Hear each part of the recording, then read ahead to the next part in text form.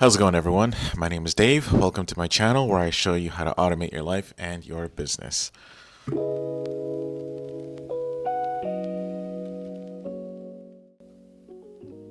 So today's workflow is going to be simulating employee onboarding. Now, my time as an IT administrator, I know a lot of times there's steps in the employee onboarding process that would get missed. Sometimes the account wasn't created yet, they're missing from some groups, or their laptop wasn't set up yet, things like that. So that inspired me to make this workflow today, where it automates the whole process, where it creates the user account, adds them in groups, sends them a welcome email, schedule a meeting with their manager, and then finally it sends a message to a Teams channel. This could be the IT team so they can get the laptop set up. I also threw a little extra part just to create the account in a ticketing system, so that might be something that's helpful as well. So this is something that would just avoid things being missed, and then you're more than welcome to modify the template if you want to use it for yourself. It's obviously for free on my GitHub, so I'll leave the link to that template in the description for this video, so you can not just follow along but also use it for yourself if you find it useful. So let's get started. All right, so once you import the template into your canvas here in N8N, this is what it's going to look like right here. So I'll just quickly explain how this works. It starts off with a form submission. So this is sort of simulating, let's say, HR filling out, a form, for example. Once they've had all the details, it creates the person's account in Entra ID in Azure, adds them to any group that they need to be added to, and then this is the part where it uses their email address to create their account in the ticketing system. And then what it would do here is it sends a welcome message, so they see it on their first day, books an orientation meeting with their manager, and then this is an alert message, sort of simulating maybe sending a Teams message to the IT team, letting them know that the account's been created and they can go ahead with the laptop setup or something like that. So let's go ahead and do this demonstration here. I believe I have this. Let me restart it here because I closed it. Okay, all right. So this is where I'm just gonna set up a test account. Let's just call it Homer Simpson. Username H Simpson. Manager email. I'm just gonna put myself here. Sure. What department should Homer be in? Let's put him in IT. I'm sure that'll go well. Start date, today's Sunday, he's starting tomorrow. Kind of last minute, but let's go. All right, so I'm gonna hit submit here. Let's see how this works. Awesome. All right, so unfortunately I got this error message right here. So upon looking this up, what I have here is authorization failed. Please check your credentials. Lifetime validation failed. I'm going to keep this in a video because actually there's a point I'm going to make later when we're setting up the credentials, and then that'll explain why I get this error message. So I'm just going to quickly fix this right now. I'll be right back. We'll continue with the test one more time, and then later on when we're setting up the credentials, I'll show you why I got this error. Okay, so I think I fixed my issue here. I'm just going to do a refresh. Okay, I'm going to do this super quick.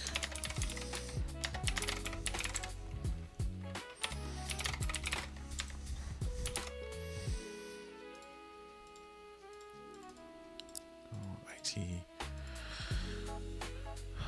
Let's just do the 10th. Submit. There we go. Now it's working. Boom, boom, boom. Awesome. So I created the account. Added them to groups, created the account in Jira, and sent all this Outlook information. So let's do a quick check to make sure that happened here. I have a bunch of test users here, but let's do a refresh on this page. And let's see if Homer Simpson shows up. There he is. Perfect. All right, let's go into groups, all groups. Here's a test group, the one that I created. Let's see if Homer's in there.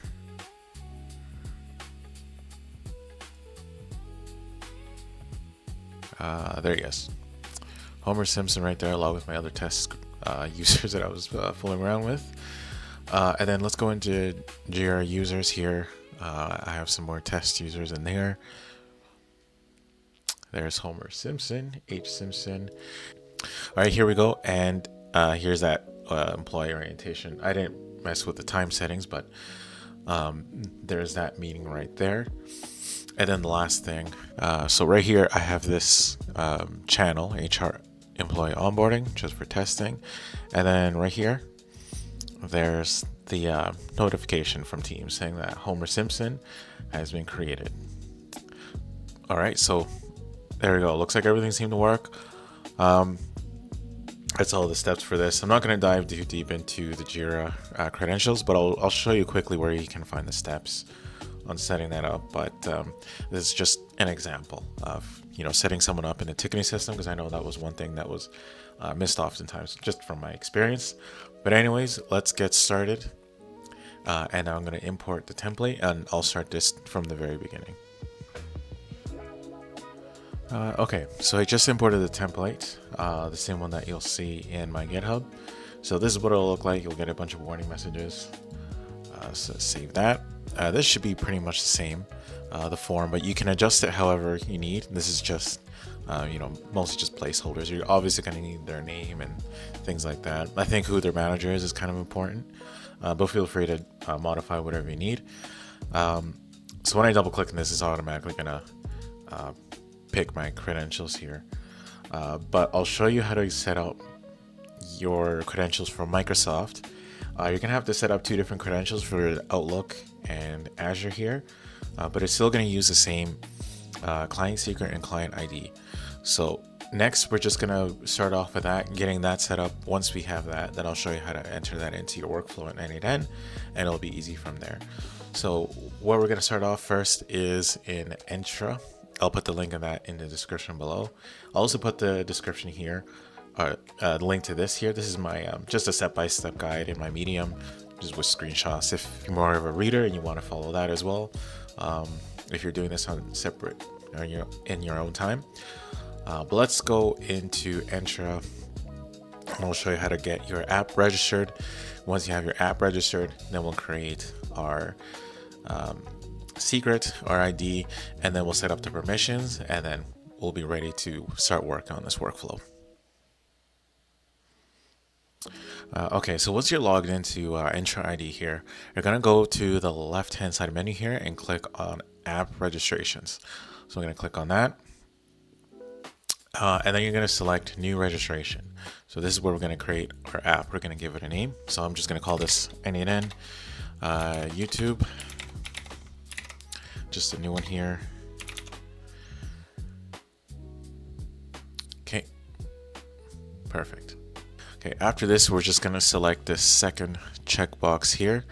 I'm gonna talk a little bit about this here. So redirect URI. So if you remember from other videos that I've posted, I'm just gonna close that one to avoid confusion. You'll notice that we often use this right here, redirect URI. Now, a lot of times you're going to have to put that in when you're creating apps for APIs and whatnot. In this case, it says it's optional. Now, this is optional if you're running N8N Cloud. So if you just did the online setup and you're using the online version of N8N, then you don't need to put this in here. However, if you're using the self-hosted version of N8N, then this is not optional. You do have to put this in here. So if that's the case for you, then what you're gonna do, let's say you're right here, you're gonna open up one of these. We're gonna create a new credential. You're gonna click on this to copy, and then when you go back, you just paste it in here, and there you go. Platform, you're gonna select web, and there you go, register, and your app is registered. Perfect. All right, so one thing you're gonna grab here is the application ID. It says it in brackets here, client. So this is what's gonna be your client ID. So you're gonna copy this, doing it 5 times just to be safe. Just put it away for now, put it however you like to save your stuff. I'm just gonna put it to the side, and then Next, what you're going to do is click on certificates and secrets. So you're going to click on this right here. You're going to click on new client secret and give it a description. So just kind of give it a name to differentiate it. I'm going to just call this N8N YouTube November 2025. All right, now this is what I was talking about earlier when I got that error message. Now this secret for Microsoft does expire after some time.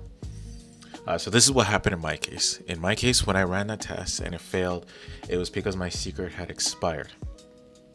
And then what I had to do here is I just had to create a new secret. So once your secret expires, you just have to come back here and follow the same process again. New client secret. I gave it a name with a month and year so I know which one is which. And then you just give it a name. Just for now, since this is only a test, I'm just going to select 90 days. And then I'm going to click add. And this is important here. So when you get to this part right here, you're going to see this that says value. The name can get a little confusing. But if you go back here, you're going to need your client secret. And what this value is your client secret. Don't get confused with secret ID. That's not your client secret. So this is your value. You're going to copy that. And then as soon as you move away from this screen, you're not going to see it ever again. It's not the end of the world. You can just create a new one like I just showed you earlier. But just an FYI, this is the only time you'll ever see it. Put it to the side, wherever you like to save your stuff. I'm going to delete this right away anyway, so I don't care if you see it. Yeah, the value is your client secret. So make sure you save that. All right, so we got enough for our credentials. Now let's set up our permissions. All right, so once you have your client secret and your client ID ready to go, we're going to go right here where it says API permissions. So we're going to click on that. Now this is what it's going to allow us, or allow N8N specifically. I'm just going to close this for now. It's going to allow N8N to use these nodes here. So there's different ones for users, for groups, sending message, booking things on your calendar, and also for this one right here, using Teams. All of these use their own permissions in your Azure portal. So we're going to set up the permissions so each of these are going to be able to be used in our workflow.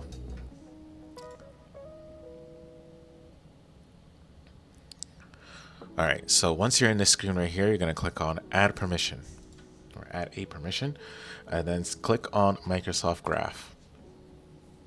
Now after this right here, you're going to select delegated permissions, and you're going to see all these options here to configure for permissions. So I'm just going to quickly go over these ones, and I'll show you which ones you're going to need in order to have it work with the template that you imported.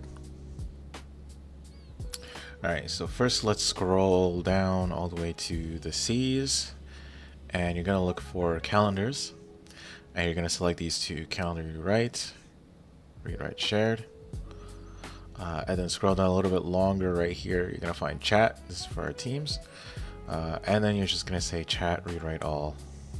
Just select that one as well. Perfect. All right, then you're going to scroll down a little bit here, and you're going to go to groups, group rewrite all. Remember, select that one as well. All right, keep scrolling down a little bit more, and then you're going to find mail. Expand that one. This one's going to be the same thing. Let's go mail rewrite shared, mail send, and mail rewrite. So those are going to be the ones that you need. Scroll down a little bit further, and then we're going to look for users right here. That one's already checked, so let's select users read write all, read write.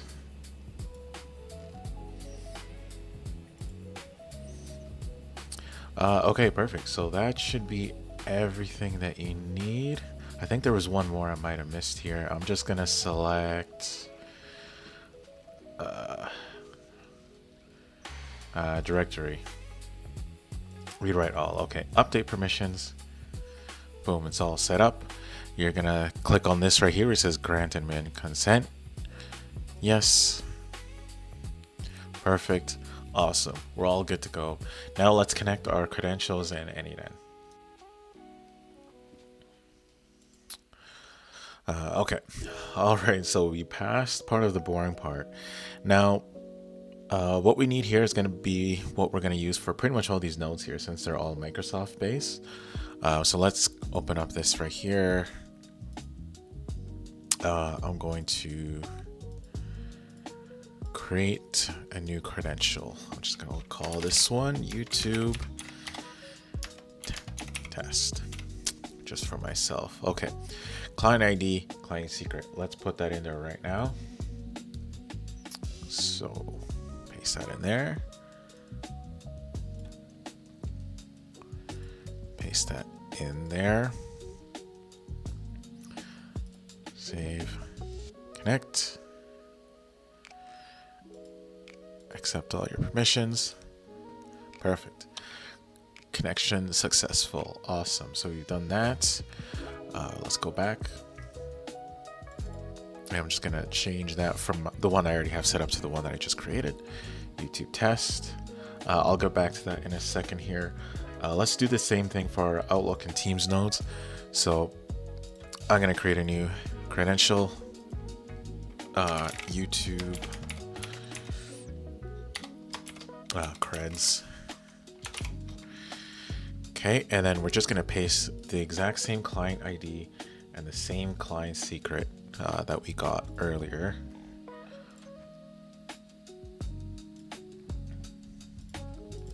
There we go. Save. Oh, before we do that, so what I'm going to do in this case, if you have a shared mailbox, you can put that in here. So I have one called updates. This is just for my own testing. So I'm going to put that there. If you have a shared account or shared mailbox that you want to use, you can add that here. So this is how it sets it up in a shared calendar. So I'm just going to do that quickly there. Otherwise, you can leave that blank and it'll just go in your own calendar. So let's connect the credentials. It'll be a similar process here. Accept. Connection successful. Awesome. Gonna get out of there. And then I'm just going to go to the next one here. Okay, it's already picked. Excellent. Lastly, Microsoft Teams. Same thing. Create new credential. Same process. Put in your client ID and client secret.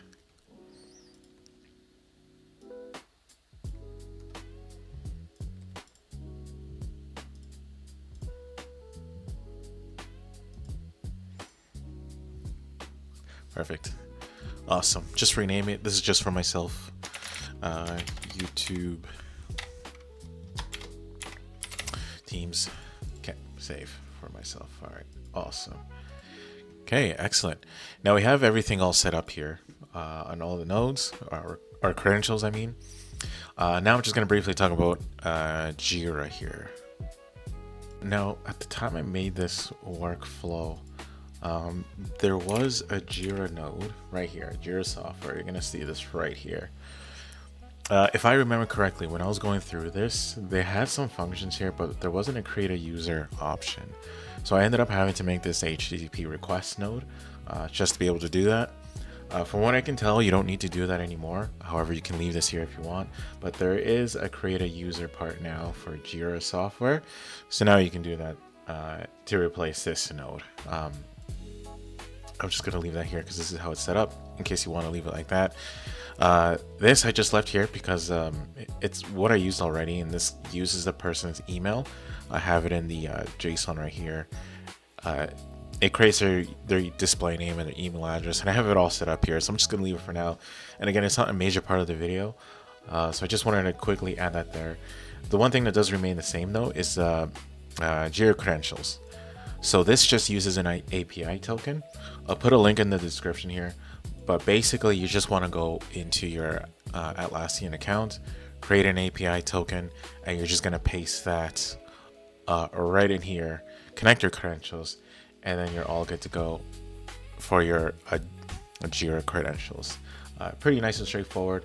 And then I'll also add this in here too. This is the official N8N documentation on adding Jira Credentials. It has the same links that I'm going to put in the description, just so you have it. Sometimes this stuff is kind of hard to find. But once you have that set up, you're almost good to go. The last thing we need to do here is just to punch all the details in for the workflow and how everything works. So here, for example, you want to replace this with your own domain, of course. I'm just going to put mine right there. Okay, that should be good for that. Group, I'm going to pick the test group name that I made here. So this is where you can pick the group that you want to use. I'm going to add them to test group. Jira account. I'm going to replace this with my URL. Okay, got my URL. Just going to put that in there. Everything else should be the same. You don't have to modify anything else there. Again, you're probably going to use a Jira node anyways. And then right here, welcome to, and then your company name, or just whatever subject line you need. That's just the subject. Doesn't really change the functionality. Obviously you want to replace this. You can just adjust this message as well, however you like. Oh, I think there was one thing I missed there. Oh no, that's it. Perfect. And then the next one right here, you're just going to pick the calendar. Now in the credentials that you set up, if you select the shared mailbox, that's just going to be the one for that shared mailbox. Just an FYI quickly. All right, lastly right here, teams, we're going to pick the channel and the team name. So I'm just going to pick team, that channel that I made, HR employee onboarding. Everything else can remain the same. Maybe in the message. Nope, the message needs to be all good, which you can modify as well. Okay, we should be all good to go here. Let's give this a test and make sure that everything works. Okay, so all ready to go for the test here. Let's click on execute workflow and let's put in the next user. So I'm going to put in Bart Simpson, B Simpson, myself for the email. He's going in sales. This doesn't have anything to do with the workflow, by the way, but just for testing purposes. Let's have him start on the Monday after, so November 17th. Okay, we got all the information here. Let's hit submit. So let's go hit submit. All right, so far so good. No failures. Excellent, perfect. Looks like that worked. One thing actually I also forgot to mention, for the create user node, I do have this password here, which I think was just like a placeholder one, or like kind of like a random one. You do want to be careful with this part because if you do have complexity requirements in your organization, if this doesn't meet it, you're gonna run into some trouble here. I honestly don't know what I put in here originally, but just one thing you probably also have to modify, just an FYI. But anyways, looks like that went through successfully. So let's just check through all our stuff here, make sure all of that worked. So let's make sure Bart was created in our users.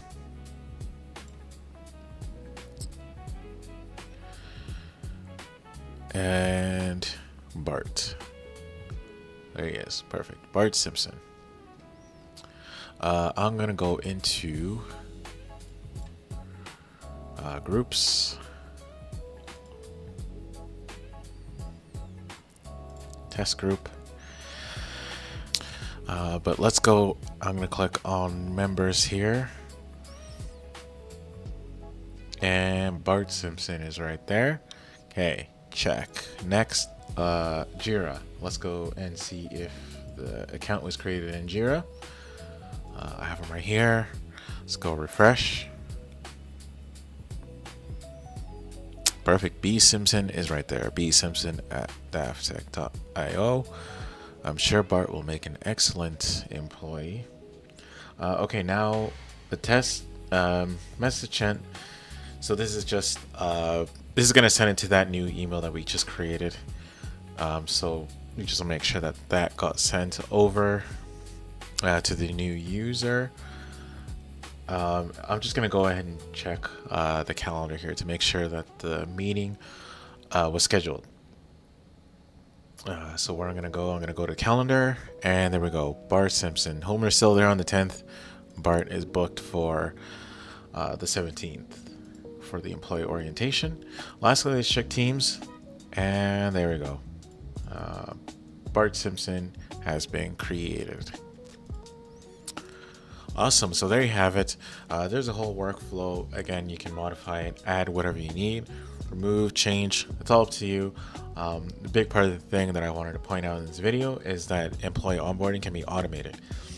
So one use case where you can use something like this, where you're using a form submission, is, let's say, HR, because I know in a couple places I've been to, HR will kind of submit all the information to the IT team, and then they create the user. Maybe they can fill out the form, triggers a process. If you don't like that, another method I've seen as well is where the help desk, the tier 1 support, creates the users.